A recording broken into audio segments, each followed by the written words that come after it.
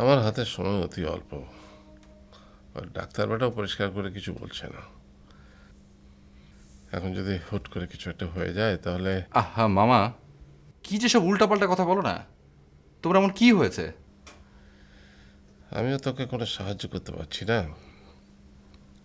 তুই যদি আমাকে এই উপকারটা করতে পারতিস। তোকে বোধহয় খুব উটকো ঝামেলার মধ্যে ফেলে দিয়েছি না রে? আমার ঝামেলা নিয়ে তোমাকে চিন্তা করতে হবে না, আমার ঝামেলা আমিই সামলাবো। কিন্তু হঠাৎ করে এরকম একজনকে হুট করে জোগাড় করে ফেলা, এটা কি চারটিখানি কথা? সেটা আমি জানি, কিন্তু আমার বিশ্বাস পারলে তুই পারবি। তুই হয়তো ঠিক ওয়েটা ধরতে পারছিস না, তাই দিশাহারা হয়ে যাচ্ছিস। তুমি তুমি কি আমাকে কিছু ইঙ্গিত করলে? হুম। হ্যাঁ, তুমি তুমি আমাকে ইঙ্গিত করছো? হয়তো, হয়তো না।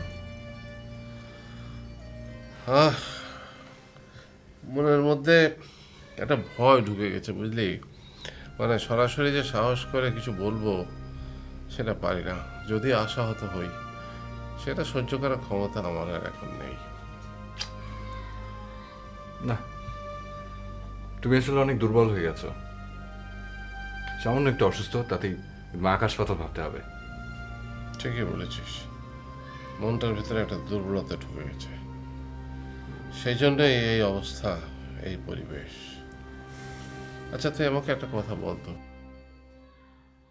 কি কথা? তোর কি নীরার সাথে এই ব্যাপারে আলাপ হয়েছে? না,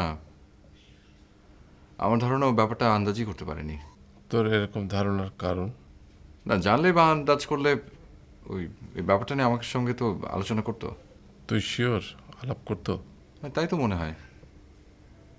মানে সব কিছু তো আমার সাথে শেয়ার করে, এমনকি ওর বন্ধু বান্ধবের নিজস্ব বিষয়গুলো।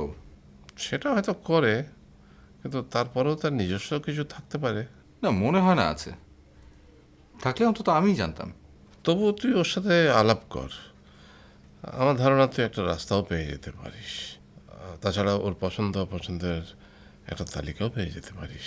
আরে না না, ওর সাথে এসব বিষয় নিয়ে আলোচনা করা যাবে না, ঠিকও হবে না।